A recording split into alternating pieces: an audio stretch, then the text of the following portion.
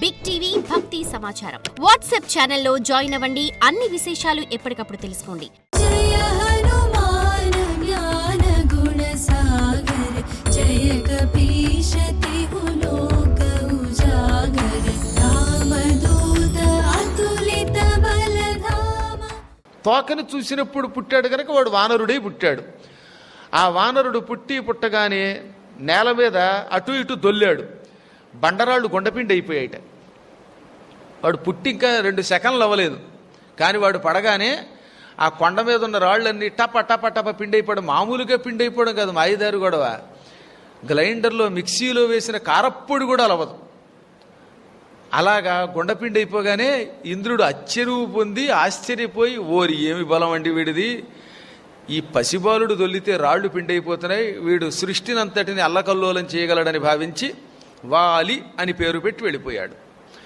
ఆ సమయంలో సూర్యభగవానుడి సుందరీమణి కంఠం కేసి చూశాడు. ఏకకాలంలో పుట్టిన వాలిని చూచాడు. ఓహో, ఇంద్రుడి అనుగ్రహం వల్ల ఒక వానరుడు పుట్టాడు. నేను కూడా ఈ స్త్రీ ద్వారా మరొక వానరుణ్ణి పుట్టించాలి, ఇంద్రుడికి పోటీగా నేను ఆ కుర్రవాణ్ణి నిలపాలి అని తన అపారమైన కాంతిని కేంద్రీకరించి కంఠం మీద నిలబెట్టాడు. ఈ చుట్టూతా ఉన్న ప్రాంతాన్ని గ్రేవము అంటారు. ఇది కంఠం, ఇది గ్రేవం, వెనక భాగం గ్రేవం.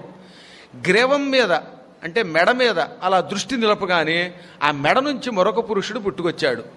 అందమైన ఆమె మెడ నుండి పుట్టాడు గనక సుగ్రీవ అన్నారు. గ్రీవము అంటే మెడ, అందు నుంచి పుట్టాడు గనక సుగ్రీవ. తోక నుండి పుట్టాడు గనక వాలము నుండి పుట్టి వాలి. సుస్పష్టంగా చెప్పారు, వాలినామ్రాతు వానరహ రేతో వాలే సునిక్షిపత్తని. వాలము నుండి పుట్టి వాలిగా, గ్రీవము నుండి పుట్టి సుగ్రీవుడు అయ్యారు. ఇద్దరూ కూడా ఇంద్రుడి కాంతితో ఈతడు మెరిసిపోయాడు. సూర్యభగవానుడి కాంతి బంగారపు రంగు గనక బంగారపు రంగులో సుగ్రీవుడు మెరిసిపోయాడు. ఇద్దరూ వానరులే. ఆ ఇద్దరూ పుట్టగానే కాసేపటికి సూర్యోదయం అయ్యింది. వృక్షరథుడు స్త్రీగా ఉన్నవాడు కాస్త మగవాడైపోయాడు. ఇప్పుడు మగవాడయ్యాక వాడికి ఎదురుగుండా 2 పిల్లలు కనబడ్డారు. ఈయనకి బుర్ర పనిచేయలేదు. ఏమిటిది, ఈ పిల్లలు ఎవరు అనుకుని ఈ పిల్లలిద్దరినీ చేత్తో పట్టుకుని మహావేగంగా తండ్రి బ్రహ్మదేవుడి దగ్గరికి వెళ్ళాడు. తండ్రి బ్రహ్మదేవ, చాలా చిత్రం, నేను హిమాలయ పర్వతాల్లో తపస్సు చేస్తున్నాను, కానీ ఏం జరిగిందో తెలియటం లేదు. ఓ చెరువులో దూకడం గుర్తుంది, కొంచెం లీలగా నేను ఆడదయ్యానేమో అనిపిస్తోంది, మళ్ళీ ఇప్పుడు చూస్తే యథాప్రకారంగా ఉన్నాను, అసలు అది నిజమా కాదా, ఈ పిల్లలు ఎవరు అని అడిగాడు. అప్పుడు బ్రహ్మదేవుడు, నాయనా, నిజంగానే నువ్వు స్త్రీగా మారావు, అప్పుడు నీకు పుట్టిన వాళ్ళే వీళ్ళిద్దరూను, ఇప్పుడు మళ్ళీ మగవాడిగా మారావనగానే వీడు తెల్లబోయి, ఇదేంటండి నేను ఆడదైపోయానా, అప్పుడు వీళ్ళు పుట్టారా, ఏమిటిది అని అడిగాడు. అప్పుడు మళ్ళీ బ్రహ్మ చెప్పాడు, అచ్చట తొల్లి పార్వతి వయస్సులతో జల్లకేళి తెలగా. అచ్చట తొల్లి పార్వతి వయస్సులతో జల్లకేళి తెలగా. కుచితులైన రక్కసులు కొందరు కామినులై జలంబులో జొచ్చిన ఇందుచొచ్చి పురుషుల్ నిజమిట్టులే ఔదురంచులో హెచ్చిన కింకన్నట్లు శపించి తిరోహితయ్య సత్వరం.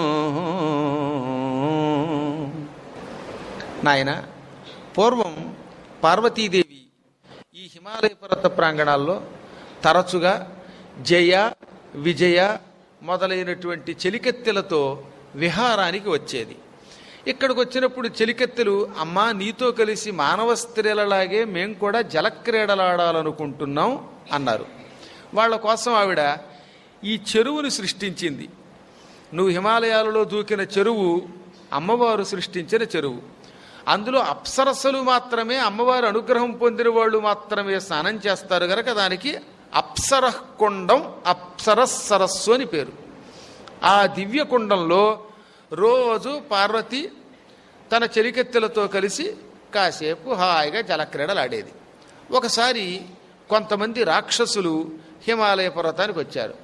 వాళ్ళు పార్వతీదేవిని చూచి, మూర్ఖులు కదా, జగదంబావిడ అయినా కర్మయోగం అని ఒకటి ఉంటుంది, ఆమెను మోహించి మనం మగవాళ్ళుగా వెడితే ఆవిడ గుర్తుపట్టచ్చు, కాపల వాళ్ళు ఏదైనా చేయొచ్చు, అన్నిటికీ మించి నందీశ్వరుడికి తెక్కొచ్చిందంటే కొమ్ములతో పోటు పడవచ్చు. కాబట్టి ఈవిని ఎత్తుపోవడానికి మనం కూడా ఆడవాళ్ళం అయిపోతే బాగుంటుందని కుత్సితులైన రక్కసులు కొందరు, కుత్సిత బుద్ధి కలిగిన కొంతమంది రాక్షసులు స్త్రీ రూపాలలోకి మారిపోయారు. రాక్షసులకుండే అపూర్వమైన మహిమలుంటాయిగా, రాక్షస మహిమతో రాక్షస మాయతో వాళ్ళంతా ఆడవాళ్లుగా మారిపోయి ఆ నీళ్లలో దిగి వాళ్ళు కూడా అమ్మవారి మీద నీళ్లు తొలుతూ దగ్గరికి వచ్చారట పట్టుకుపోదామని. జగదంబ దగ్గర వీళ్ళ నాటకాలు. తల్లి కదా కొంచెం జాలి, ఒరే మూర్ఖుల్లారా, మీరు రాక్షసులు ఇక్కడికి రావడం ఆ మాత్రం తెలియని జగన్మాయనా నేను? అమ్మవారినే కామించి స్త్రీ రూపంలో వచ్చి పట్టుకుపోదాం అనుకున్నారా? మిమ్మల్ని ఈ క్షణమే భస్మం చెయ్యొచ్చు, కానీ మీ భార్యలు నా భక్తురాళ్ళు, వాళ్ళు అస్తమానము వెళ్ళి లలితా సహస్రనామాలు అవి చదువుతూ ఉంటారు. అందుకని వాళ్ళని విధవల్ని చేయడం నాకు ఇష్టం లేదు. ఈ క్షణం నుంచి మీరు ఆడవాళ్ళు అయిపోండి. అంతేకాదు ఈ రోజు నుంచి మరో శాపం పెడుతున్నాను, ఈ కుండంలోకి అడుగు పెట్టిన ఏ మగవాడైనా స్త్రీ అయిపోదురుగాక అని చెప్పించింది. ఇప్పటికి కూడా అంబికా వనంలో అంటే హిమాలయ పర్వతాల్లో కేదారం దాటి ఇంకా ముందుకు వెళ్ళిపోవాలి. ఆది శంకరాచార్యులు వారు శరీరాన్ని విడిచిపెట్టిన స్థలం అది. అక్కడికి మనం వెళ్ళలేంలండి. వెడితే అప్పుడు ఎవరన్నా మగవాళ్ళు కావాలంటే అందులో దిగి ఆడవాళ్ళయి సరదాగా ఇంటికి తిరిగి రావచ్చు ఆ కోరిక ఉన్న వాళ్ళకి. కానీ కొంచెం కష్టం ఆ చలి ప్రాంతంలోకి. చాలాసార్లు ప్రయత్నించి విఫలులమై వెనక్కి వచ్చాం చాలామంది. అదిగో ఆ అంబికా వనంలో సరస్సులో అడుగుపెట్టి అందులో స్నానం చేసిన వాళ్ళంతా స్త్రీలైపోదురుగాక అని చెప్పించింది. మీకు ఎప్పుడైనా వీలుంటే దేవీ భాగవతం కూడా విన్నారుగా ఇదివరకు. దేవీ భాగవతంలో మహారాజు గారు సుదర్శనుడనే మహారాజు గారు అందులోకి వెళ్ళడం, ఆయన ఇళగా మారిపోయాడు స్త్రీగా. ఆ ఇళని బుధుడు ప్రేమించి పెళ్లి చేసుకుంటే బుధుడికి ఇళకి పుట్టినవాడే పురూరవ చక్రవర్తి. అంటే సూర్యవంశపు రాజు సుదర్శనుడు సుజుమ్నుడనే మహారాజు గారు కూడా అందులో అలాగే అయిపోయాడు. చివరికి వశిష్ఠుడు అనుగ్రహంతో తర్వాత 6 నెలలు స్త్రీ 6 నెలలు పురుషుడు అయ్యాడనమాట. దాదాపు అందులో స్నానం చేసిన వాళ్ళందరి పరిస్థితి అదే. నువ్వు ఆ అంబికా కుండంలోకి వెళ్ళి అప్సరస్ సరస్సులో స్నానం చేసి స్త్రీ అయిపోయావు అనగానే మరి వెంటనే నేను సూర్యోదయ సమయంలో పురుషుణ్ణి ఎలా అయ్యాను అన్నాడు మళ్ళీ వృక్షరథుడు. అది చెబుతున్నా విను. ఇలా ఎవరైనా అక్కడికి వెళ్ళిన వాళ్ళు అందులో స్నానం చేస్తే పొరపాటున ఋషులు దేవతలు అందరూ ఆడవాళ్ళు అయిపోతూ ఉంటే వాళ్ళు గొల్లును గోలబెట్టి ఓ రోజు నా దగ్గరకు వచ్చారు. బ్రహ్మదేవ, పార్వతీదేవి రాక్షసుల్ని దృష్టిలో పెట్టుకుని శాపం పెట్టింది. రాక్షసులు ఆడవాళ్ళు అయిపోతే వచ్చే నష్టం లేదు, కానీ మా బోటి వాళ్ళం అందరూ అందులో స్నానం చేసి ఆడవాళ్ళం అయిపోతే అలాగే రేపు పొద్దున ఎప్పుడైనా నువ్వే అందులో దిగి నువ్వు స్త్రీ అయిపోతే సరస్వతి బతుకు ఏమైపోతుంది? అందువల్ల మా కోసం పార్వతీదేవిని శాప విముక్తి కోసం ప్రార్థించమన్నారు. అప్పుడు ఆయన ఏం చేశాడు, పార్వతీదేవి దగ్గరికి వెళ్ళి జగన్మాత, నీ శాపం వల్ల అందరూ ఇబ్బంది పడుతున్నారు, కొంచెం మార్చు తల్లి అనగా అప్పుడు ఆవిడ ఏం చేసింది, ఇక మీదట ఆ కుండంలో దిగినవాడు 24 గంటలు మాత్రం స్త్రీగా ఉండి తర్వాత పురుషుడైపోగాక. ఆ కాలంలో ఎవరైనా పొరపాటున గర్భవతులైతే మళ్ళీ పురుషుడయ్యేలోపు వాళ్ళకి పిల్లలు పుట్టుదురుగాక, మళ్ళీ లేకపోతే ఇబ్బంది వస్తుంది భవిష్యత్తులో. అమ్మే కదండి, మరి ఎవడో కర్మగారి స్త్రీగా మారాడు, అప్పుడే గర్భం వచ్చింది అనుకుందాం దేవతానుగ్రహం వల్ల. అప్పుడు వాడు ప్రసవించకపోతే పురుషుడయ్యాక లోపల నుంచి పిల్లవాడు వచ్చే మార్గం ఉండదు.